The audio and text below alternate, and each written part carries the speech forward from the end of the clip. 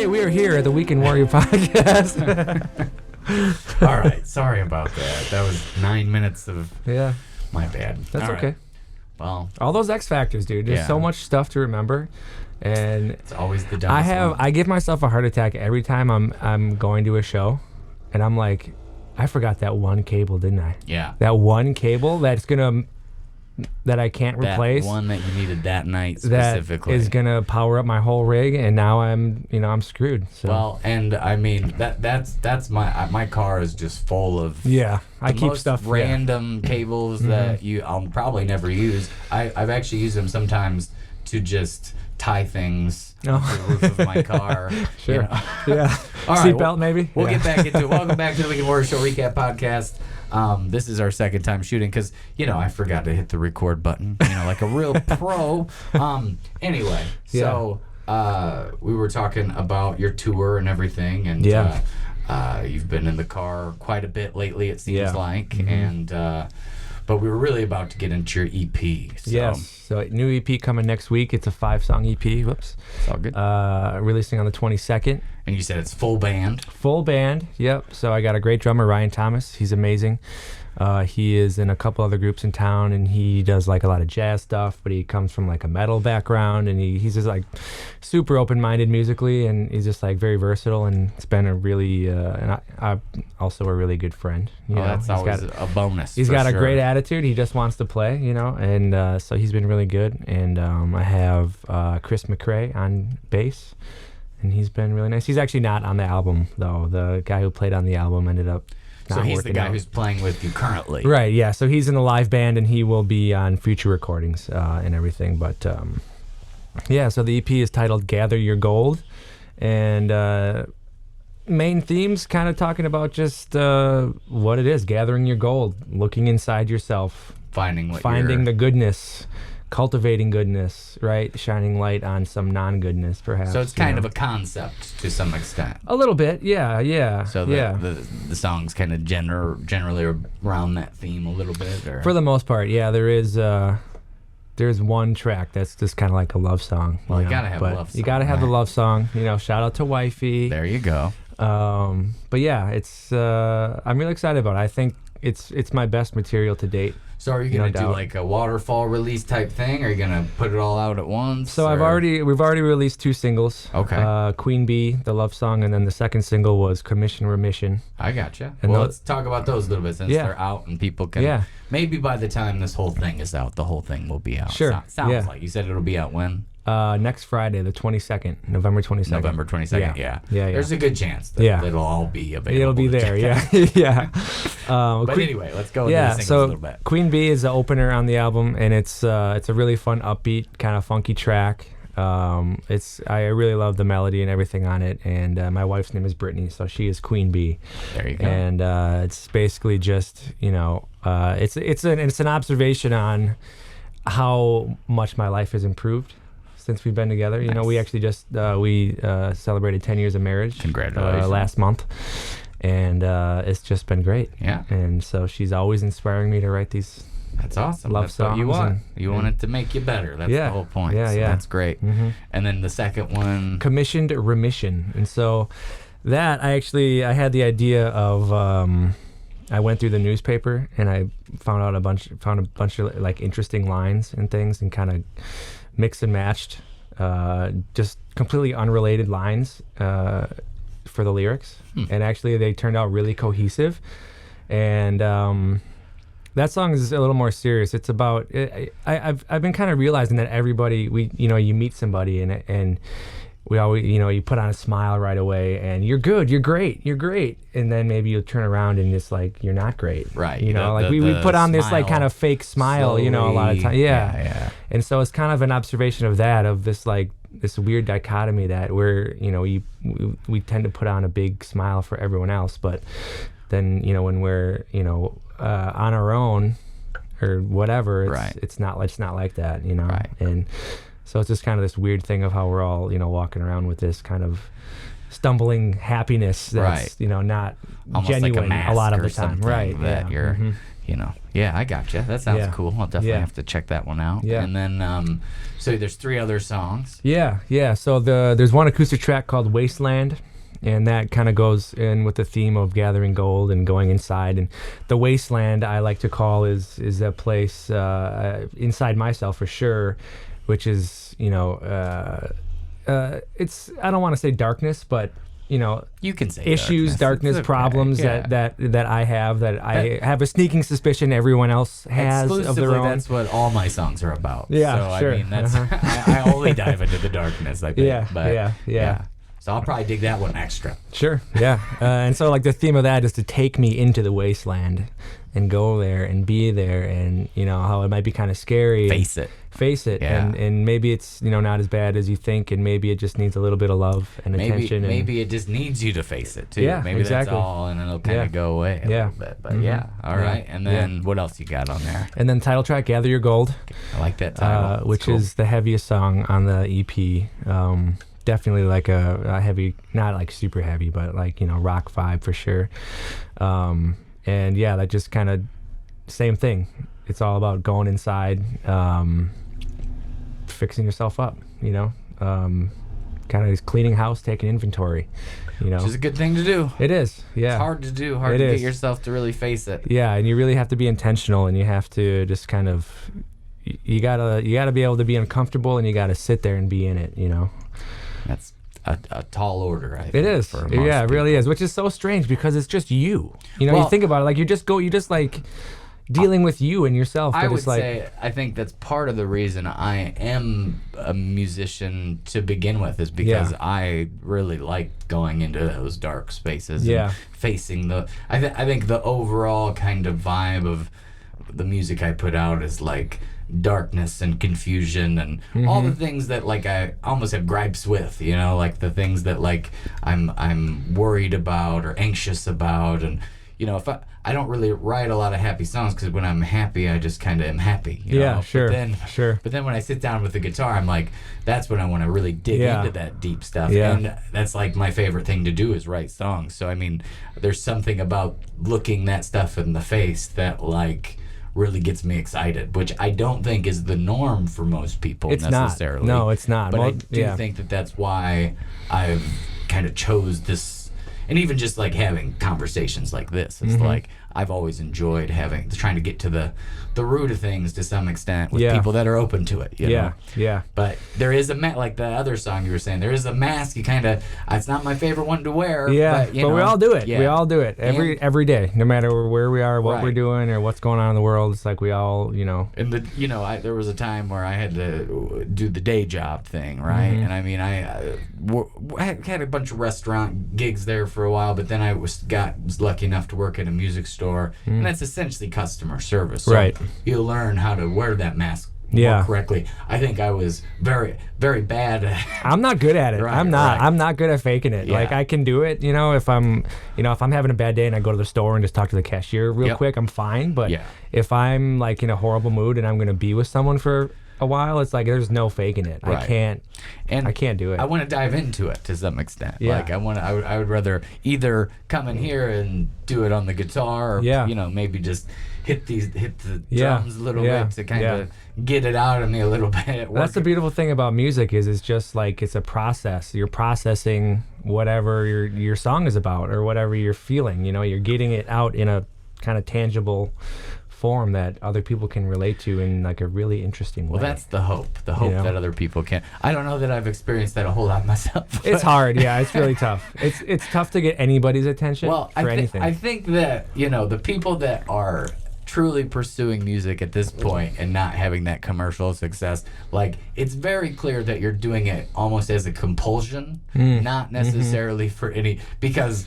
it is, like you're saying, very hard to break through in any extent. Like, but it would be maybe just in some ways easier just to get a regular day gig and Or just forget about it, you know. or I mean just do it kind of on the Yeah, side. Maybe yeah, that sure. would, but Yeah, I couldn't. yeah. I couldn't do that. Like, Yeah, I just I can't do that either. You know, I haven't had a day job for over 3 years. I've been doing music full time, And it's just like I have to do it. Like there's not really it doesn't feel like an option. No, you know, and no, no. and it's not because I'm getting any sort of financial or Yeah, fiscal or you even know, just some from my peers or from my just like some fans. mass adoration Right. from people. You It's know, not, it's like, I don't do it. I do it because I have to. You Yeah, know, and that's yeah. kind of the and you know you hope people can relate to it if they actually do kind of get it. But that's one of the hardest things. It's not even about whether it's good or not. Which Right. you know I can't be objective about my own music. Can't say it's great or anything. Right.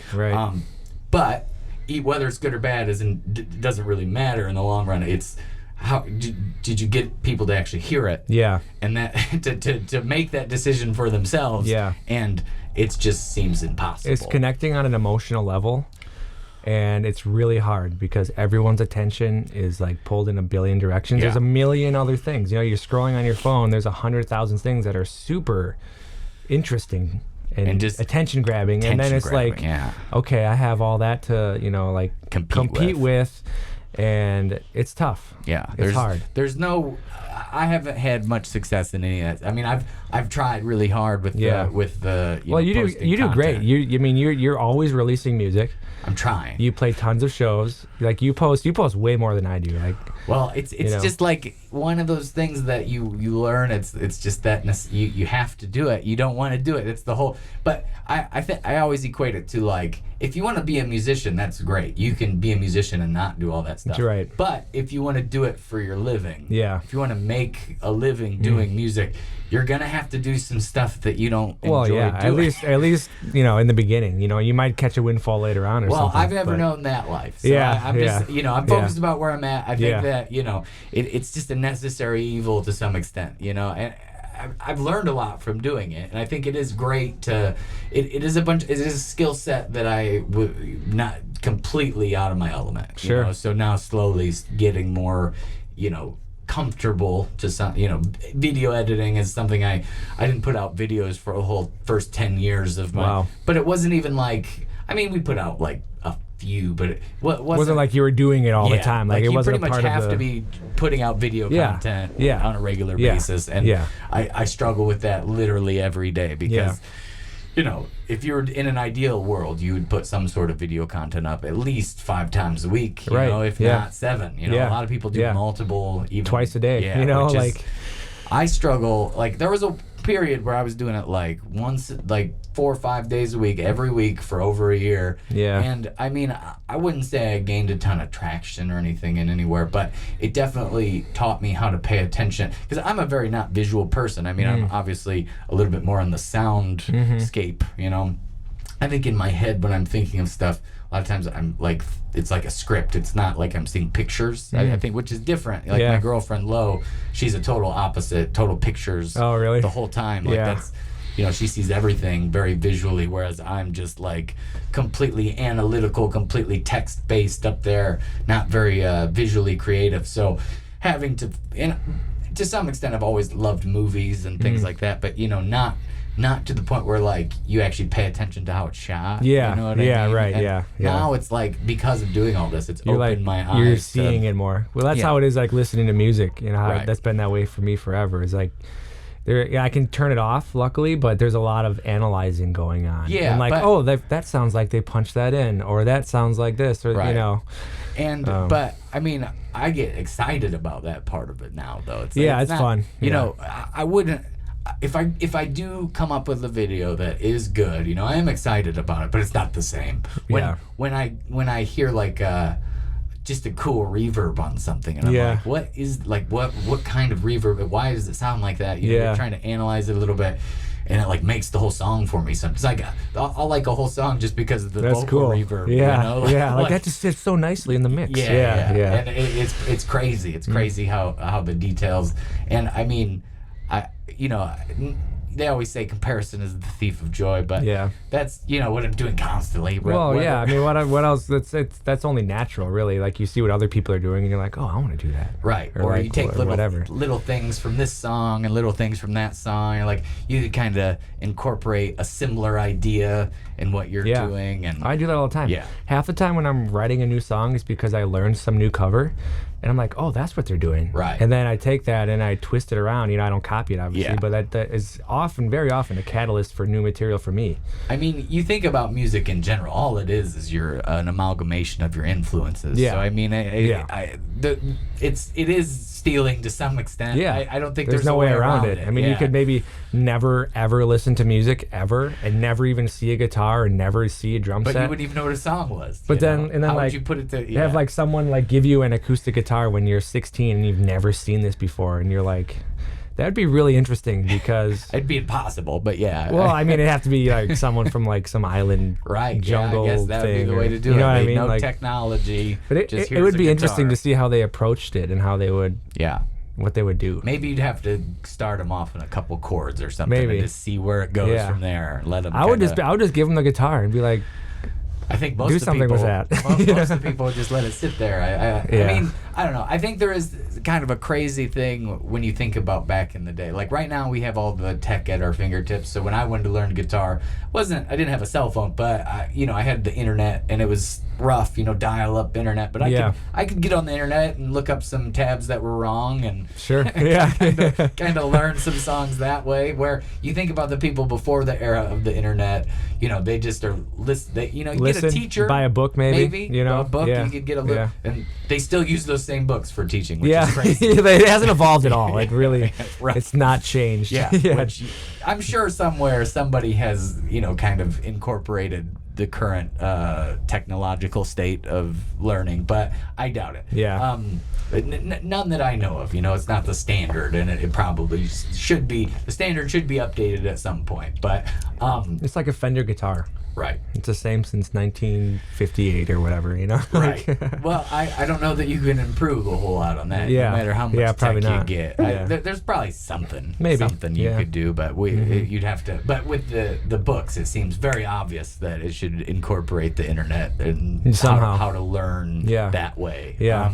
But you think about those people like Johnny Cash or Elvis, who they might have knew a musician and learned a few chords Yeah, from them at sure. some time, but it's like mainly you're kind of doing what you're saying. It's a lot more. You don't have you have records you can listen to. Yeah. You can try to copy what the. Yeah. But I mean, that's what makes it almost more original. It's not just out on a platter Right. for you. So even if you Yeah. try to, I would say still the same for me. If I'm doing a cover or trying to learn a style of music, my filter of the way it's going to come out, it's not going to really be exactly. No, it's not. No matter how much, if I'm trying No. to do a perfect copy. No, it's even still, the way you sing it, Right. how you deliver the words, it's always going to be a little different. Yeah, and I mean that's what makes it unique. But you think about like those people back then, and like it must have just been that's so unique. You know? That's what made them like. That's why it was so great. Yeah, and exactly. especially then you have, think about just like going to the studio and capturing that. Yeah. Back then was, now it's so easy. Yeah, you just you do it delete in your- everything, cut, paste, whatever.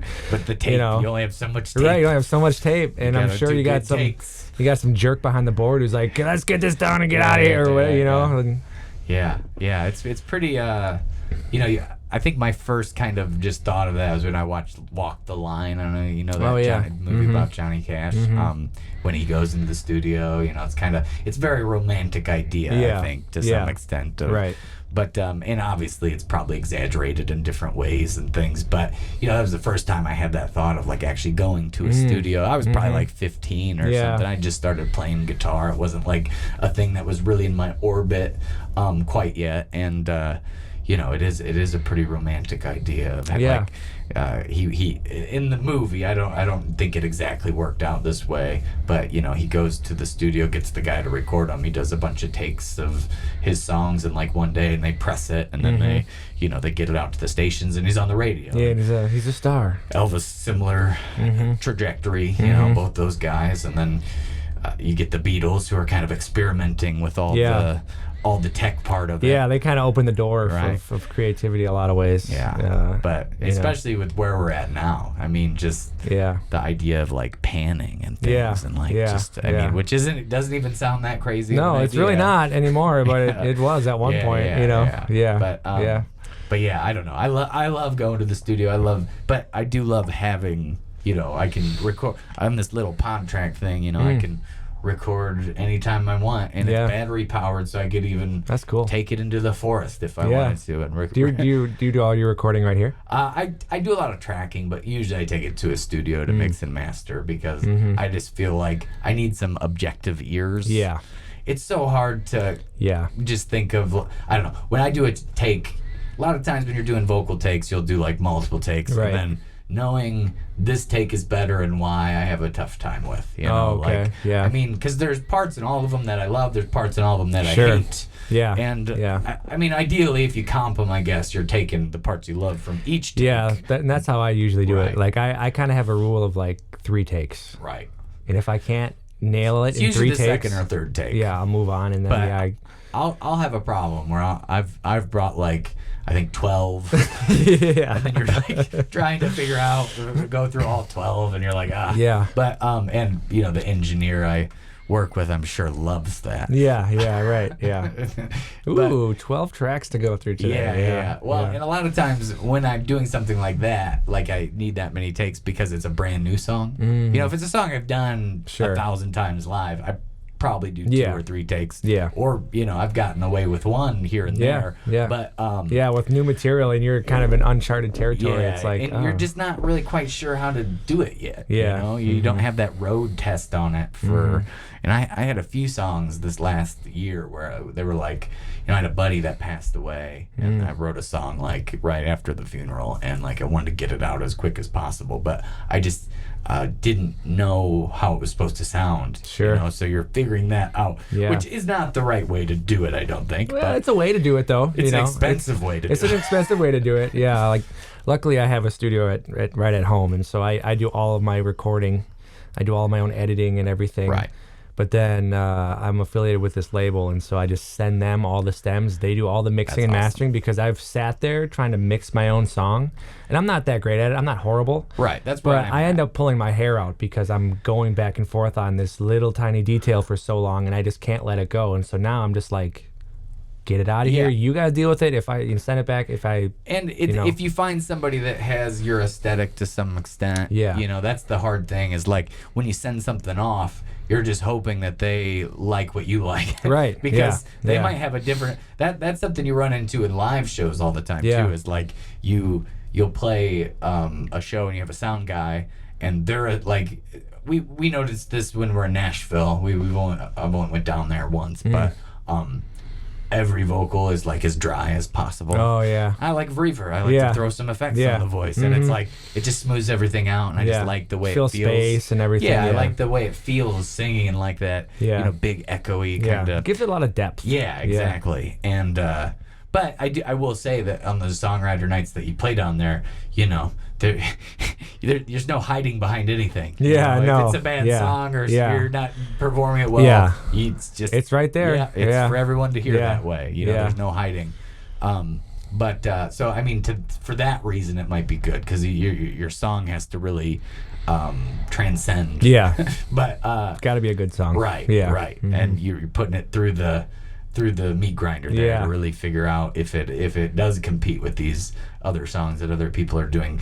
But it's just like the different, like I can almost hear when I'm listening to like a live concert or something, like if one of the band, I just put on a random line, it's like I can hear when they mixed it, like when, like this sounds like early thousands. Sure, or this sounds like the 90s. Totally, you can hear, totally. And so some of these people that are doing sound, they have that aesthetic, and it might be like 90s grunge, or it might be like 90s punk pop. I guess it'd be early thousands for the punk pop. But anyway, so those all have slightly different like views on things. Oh yeah, 100%. Even, I mean, there's plenty of, I think, differences even within the genre, but just the overall aesthetic of what you're shooting for sound-wise and what they're giving you It can sound-wise. completely change your song. Right, Like right. you have this, if you have this like dusky kind of like Americana sound in your head, and you send it off, and it comes back, and it could sound like a '90s dance tune, right. dance hall or something. You know what I mean? Like, yeah. So having you just gotta find the right person. So I guess that'd be the question. Do you feel like they have a pretty similar aesthetic to what you're trying? Yeah, for? they do a really good job. They did my previous EP as well. Do you end up and send notes? Oh yeah. Okay. Oh yeah. There's a back and forth. Good, yeah, good. for sure. You know, I always make them work a little bit, even if I really like the mix. Right. I always make them do a little something. Well, right. You're always. I mean, that is kind of the double-edged sword. Yeah. About making music, is you can never hear it as somebody who, because you are so dialed into the things that you're trying to fix the whole time. Or You're trying to EQ out. Yeah, and you're that's listening for all the negative parts of your song to fix those. Yeah. And then to get out of that headspace. So it's like good to have an objective. Yeah. But then if you're doing the back and forth thing, sometimes that can be very. It can be tough. Yeah. But it's usually there's maybe 3 or 4 edits that I want or whatever. Yeah, I'm so picky. It's like I just have to be in the room. I think. Yeah. I have to book out some time, and I've tried it the other way, and I just. You just feel bad going because it's just a fail in communication a lot of the time. So you're saying one thing and they're interpreting it as slightly different thing. Yeah. Like because even if you talk about it in person, it's still going to take you 10 minutes sometimes to get to the root of what you're trying to say. Yeah. And they're trying to decipher. Yeah. You're going, I don't know. It's just like it can be. Yeah. It's frustrating, but not from my perspective. I feel bad for making them work. Yeah. Right. Put through. Well, and a lot of times it's hard to explain exactly what you're hearing. Yeah. Like, how do you put into words? Well, and that's the biggest thing over the years with all recording is like knowing what the language of it. Yeah. I mean, I still have times where I'm like out of at a loss for words and what I'm trying to say. Yeah. Or like you're saying it, you think in this perfect way, but then the engineer still can't. Or it comes back and you're like, that's not at all that's what I was talking about. It's a completely different part of that sound. Yeah. And this label is in the UK. Oh, that's so cool. I pretty much have to do the email thing. Yeah, there's no way I'm not going there, You're not flying out there. But it's pretty expensive because the conversion, right? The currency conversion, and then the UK has what's called the VAT tax. So there's like a 20% additional tax on anything that's imported, and this is like considered that. So it's really expensive, and I don't know if I want to keep going that route, but they do a good job. They do a very good job, and it is a potential to go over there. Right. If I would have a song pop off over there, that's kind of the dream. One of the many dreams as a musician to be touring around over there. So that would be at least, and they probably have some hookups that you could probably get some shows. It's really just a matter of having a song just do somewhat successful. Have some interest over there. So. But that's awesome. So how many have you released with that label? So this is going to be the second EP. Okay. The second one. The last one the last one was the first you one. Said last year. Yeah. And that one was what? That was it's called See the Sights. See the Sights. It's another 5-song EP. So I've seen some content based around it, but I don't think I've ever I'll have to do that after you leave here. I should have done it before, but it's just been. That's okay. I get it. It's so crazy those last couple of weeks. I've had a million things, but I've been meaning to do that anyway, and I got a long car ride on Saturday, there you go. I'll probably get through your whole catalog. Yeah, so most likely. And now that we've talked about it, I'll have more references to kind of understand it all. So that's cool. Exciting. Yep. Yeah. So anything else going on that? Just got shows. So we're obviously coming into winter, which means slow down. Probably not traveling so far, as much. But I usually stay busy. A lot of people like to slow down and stuff, but I go hard. Yeah. With it being your day job, you have to. You can't slow. You can't really back off. I still have to get every Friday and Saturday booked regardless. Yeah.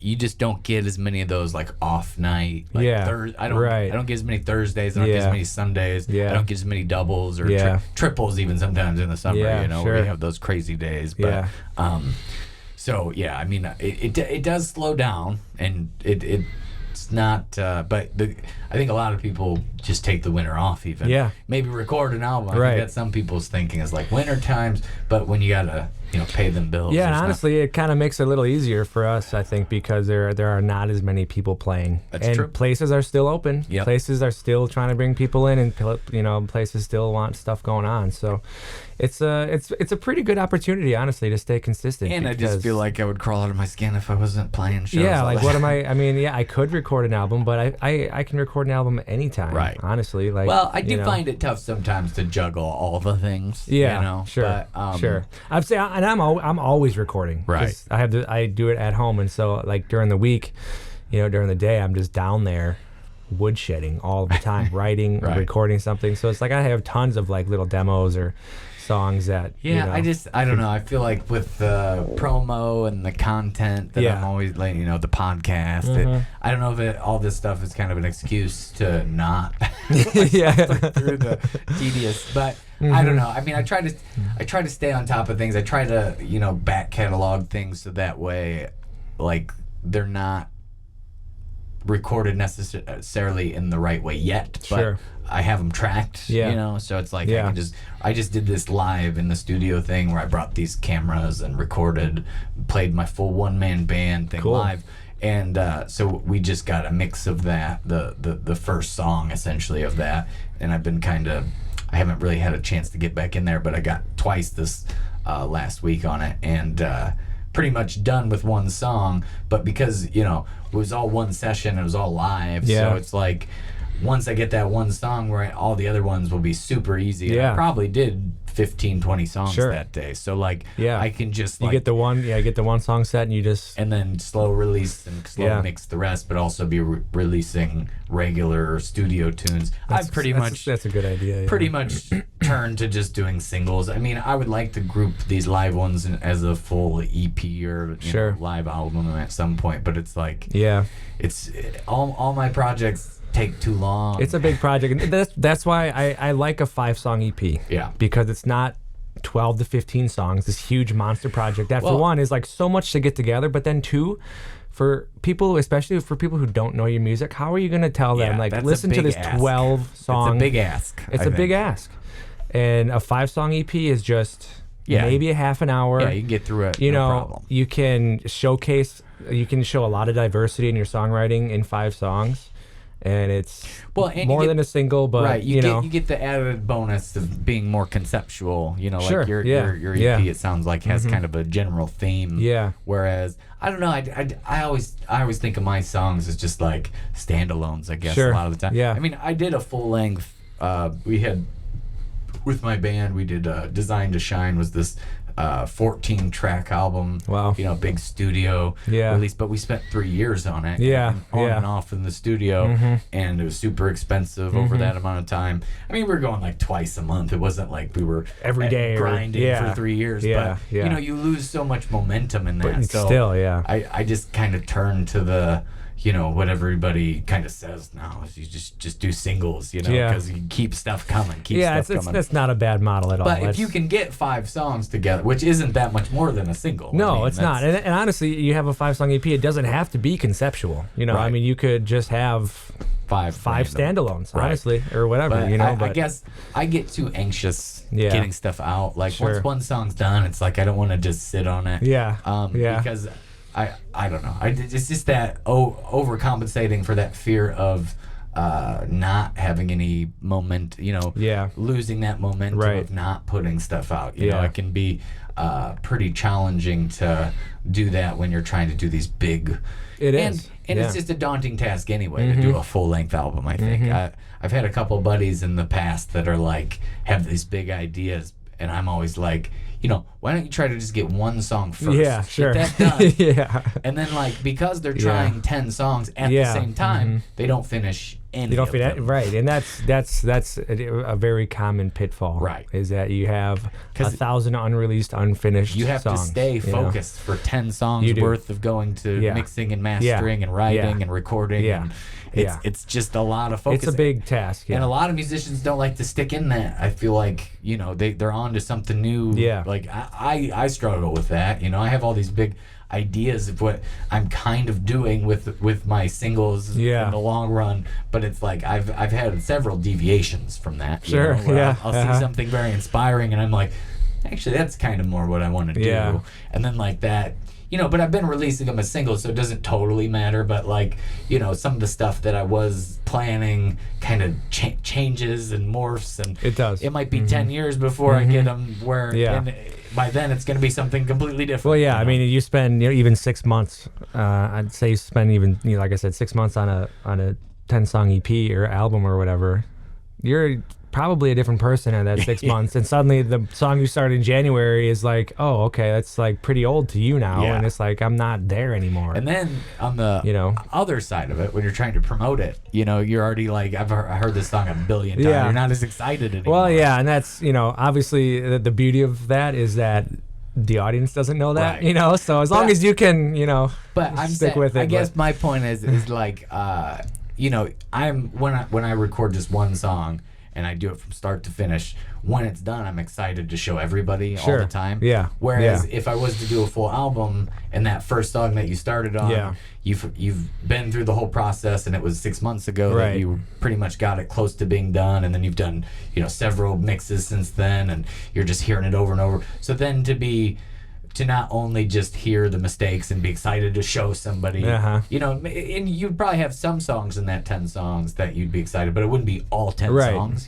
whereas you don't have the same like vigor maybe for it as you did like right in that. So that's 100%. But there's no wrong way. I mean, it's just a different. Whatever works for you. Yeah, whatever and I you, mean, I think it ultimately depends on what your goals are, overall, and what you're trying to do. I mean, if you're trying to write a bunch of, if you need your albums to be conceptual, because that's why it's fun for you. Then, if that's your thing, then that's your thing. You can't just like give that up to release singles because it might do better on marketing. Then it's kind of your job to even expand that, right? And like, how crazy can I make this? Like, how big and sprawling can I make this album? Exactly. Like, which is totally cool. Yeah, I mean, it's just I do think that it is a different like landscape than it has it completely ever been before. Yeah, and I mean the general life in America is fast. It's now, and it's probably that way everywhere in the world, not just America. Instant gratification. You won't know till you do your big UK tour. Yeah. But and so I think the singles satisfy that, right? And that's how like the algorithms are set up. Is always promoting, constantly uploading, and so that's feeding into that, which is fine. That's great. I have a pretty short attention span in general, and I think a lot of people do, and so it kind of works with that system. But if you're able to hunker down and even a 5-track EP is a lot more hunkering than I'm doing. It was. I mean, and I kind of procrastinated a little bit. I wanted to have it out this summer, but it just didn't work out. And it is a lot. It is a lot to keep track of. Some of these songs have like 20 plus tracks on them. Wow, yeah. Backing vocals, extra guitars, I'd program some stuff, whatever, so it's like, it's a lot to keep especially track when you're doing it all yourself. I mean, if you have somebody that's kind of doing the engineering for you, keep track of everything, it's a little bit easier to keep track of it all. That's why I skip over the mixing and mastering, because I'm like, I've had enough. At that point you're like ready. I've had enough. And it's like I was saying earlier, I do think it is good to get some objective ears, because it totally is. Because someone who's not emotionally attached is such a big deal, because like you have all these like preconceived notions on your own material. One thing that's super like a thing that I always run into is like, I know that I always hit this one note flat, and then like I'm when I recorded it, I tried to not hit it flat, and maybe I went a little sharp or something, went the other way with it, and so then like I do it live that way probably. It's to some extent I'm hitting it sharp live, so I'm over anticipating being flat. And then I'm listening to the song and I'm just waiting for that moment, where I'm like, is it sharp? Is it flat? Does it sound okay there? And like that takes so much mental capacity while you're not really taking in the rest of the song. No, you're not. It's like it's about that one moment. Right. And there might be like 4 or 5 of those moments within the song, and maybe it's like a drum hit that's weird. Like does it?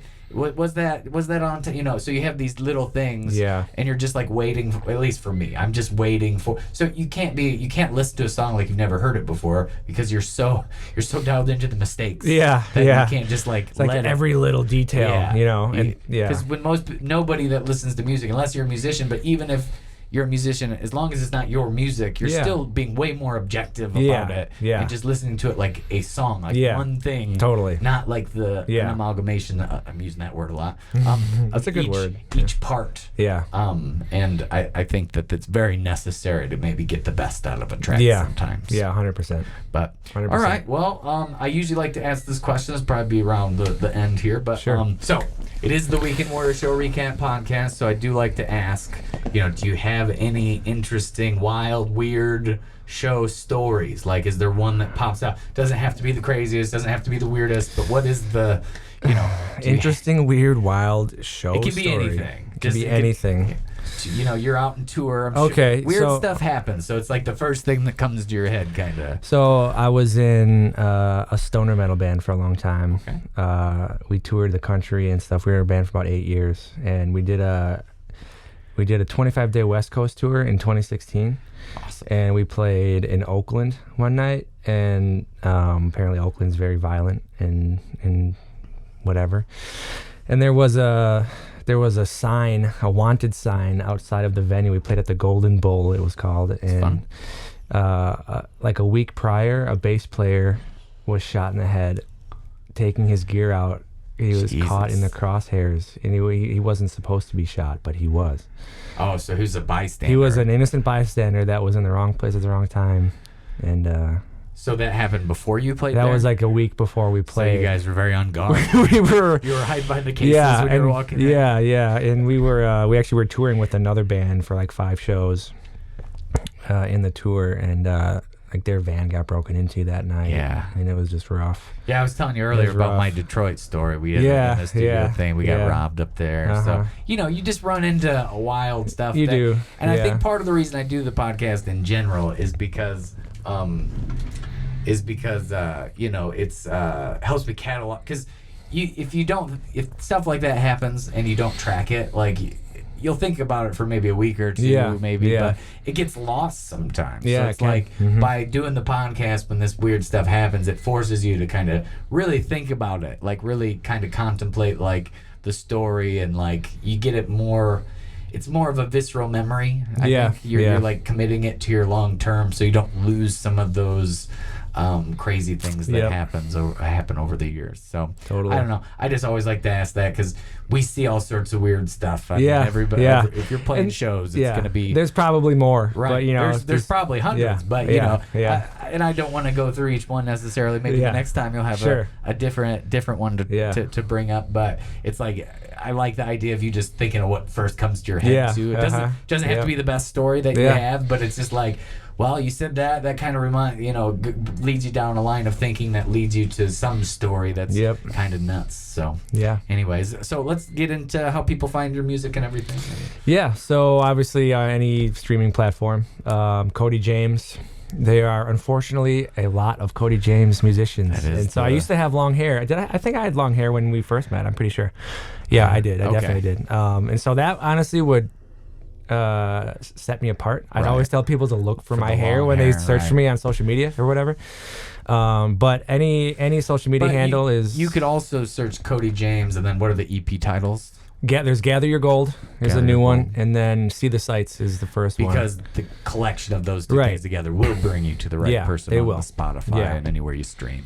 Anywhere social media is usually real Cody James, so you could look that up. That's anywhere, TikTok, Instagram, all that crap. So awesome. And you get YouTube stuff too? Not really. No, I don't use YouTube personally, and I've never really used it. I have a few things on my channel, but I don't. I got you. Yeah. Well, you only have so much focus. You only do so much. I know. It's like, okay, now I got to do like this. There's this new one, Blue Sky. Okay, I guess in Threads. It's like, nah. I try to keep up. I try to be open to it. And this is my argument is like, I try to do it all because you never know what's going to pop off at a certain point. Yeah. And but the con is you're not going to be able to focus on each one as much. Right. Yeah. So it's like it's a balancing thing. But I try to post on everything. I usually post the same things on everything. Oh, sure. So it's like my YouTube's a little different because I do like fuller video, full length podcasts. Yeah. And, full songs. A lot of the other ones are just clips of songs. Yeah. But I give this example all the time. But Dane Cook is. Mm-hmm. comedian, good comedian, not my favorite necessarily, but solid, I think, and he's been around forever. But when MySpace came, and every comedian was telling him, don't, why are you wasting your time with this social media stuff? And now look at where we are. And now look at where he is. He had the era where he was playing, Madison Square Garden, and that's because he was so attentive on the new social media. Right. So I do think that it's different landscape. There are way more of them. I think might be impossible to literally do all of them. But I do think it's a good because I have another buddy who was really hesitant to get on the TikTok thing, and I would always bring this example up to him, and then it's like, 3 years later he's doing it, and it's like, think about how much better you'd be at doing it if you would have started. If you just kept doing it. When I told you that you should. Anyway. And I actually went viral on TikTok. That's that's my only success really on conversations social media. I and it was because through it I surprised my wife with a dog, and so now it's like a bunch of dog people on my TikTok, and it's been really challenging to figure out how to blur the line between dog and music because I mean, I can post about my dog. That's fine. Right. But I'm not. I'm not the dog guy. Right. You know what I mean? Well, I mean, you are on TikTok. I am on TikTok. Yeah, you're like false, actually. But there's got to be a way. I mean, I'm sure you've done videos where you have your music as the background. Yeah. So people, if it's getting thousands and thousands of views, and you have your song, at least people are hearing it. People are hearing it, right? And it's something, and hopefully, some of them, maybe not all of them, but some of them will be like, "What is this song?" And check it out. But it is a completely unrelated. So it is it's hard, tough. It's been tough, but it's been kind of fun. And like we were talking about earlier, it's like discovery and learning. It's like, okay, well, I can try to figure it out, maybe try to learn something, and maybe TikTok is just a dog space for me. And dog space, that's the new MySpace. The new MySpace, dog space for dogs. That'll be the next one. But all right, so I will say too, we did record a lot of stuff before I even started because I forgot to record. So I'm just gonna throw that in at the end, probably the stuff that's usable, the stuff that we didn't double talk about, but because there was some good stuff there that I missed, but that audio won't be as good, so that's coming up next. So cool. Anyway, thanks so much for coming on. Thanks Always good talking to you. I always enjoy that. I think that's why, because after that show we ended up talking we for chatted for a while, 40 minutes or something. We helped that girl with her tire. We did. That's right. I forgot about that. See, that's what I mean. That's why the podcast is good, because I forgot about that. We really did. We were unsuccessful ultimately. We were, but we tried. Yeah, we really that's all did. You could do. She had a flat tire. And we were it's like her and her friend. He's like too young. They were young, and they had the locks on the lugs, and we didn't have the thing we couldn't get the tire off. I think they ended up and called a tow truck or something.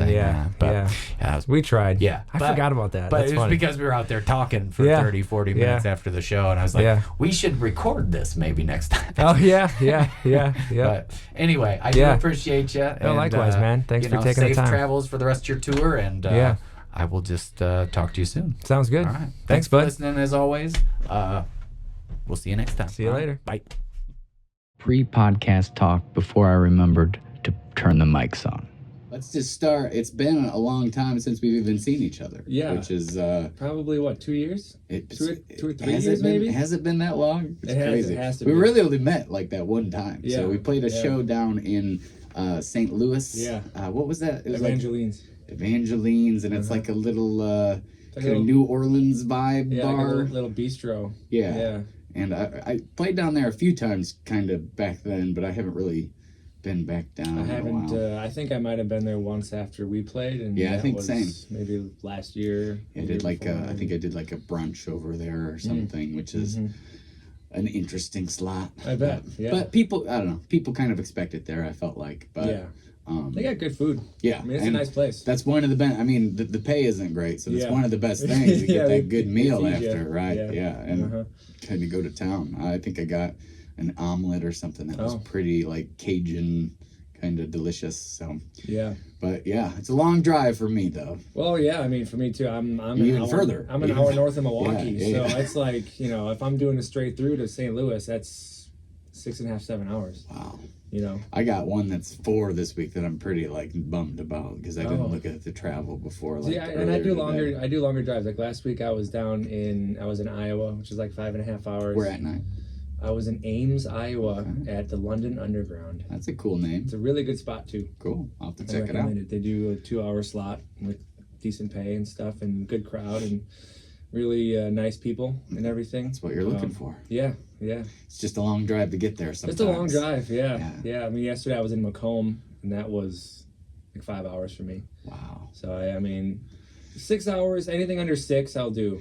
I usually try to keep it at around 4. I mean, unless I'm doing... a spot in Michigan, I go a lot, which is about 4 if you lose an hour when you drive there. So really, I think it's 3. Is that the Paw Paw Brewery? Yeah, okay, I love that place. I was trying to get in there for tomorrow, but they were booked. So. Oh yeah. Well, hit me up next time. Yeah. I guess you probably know who to talk to now, but I think I emailed them or whatever. Yeah, but they've been super nice to me over the years, and I've been happy to have a spot to get out of Illinois here and there. And then we were talking your Lafayette, and I played there, kind of, or Indianapolis. I've got a couple spots around that area.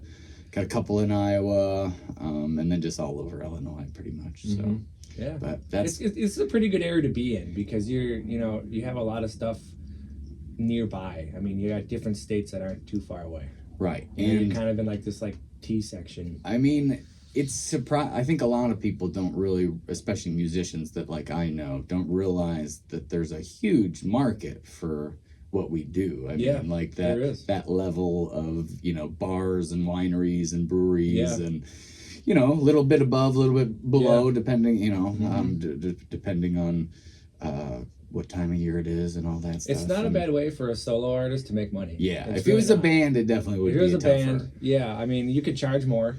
But then, I think people might be a little more apprehensive to book you, obviously. But if you can get up to a 3-hour set, make a couple $100 a night and do that a couple times a week or whatever, it's like not bad, really. And I mean, I would say probably 300 is about the median, but it's like it can be a lot more, it can be a lot less. More or less, because I mean that one in Evangeline's was not. Is it Evangeline's or Evangelinas? I don't remember. I think Evangeline's. Okay. Yeah, but that was what was that like? I guess I never did a whole set there. I always split it up with other acts. Right. So I would play for like 45 minutes, an hour. Yep. Which for $75. Yeah. But you're thinking about driving. Yeah, that's the drive and everything. The nice thing there too is they do have house sound, so you're not having to. True.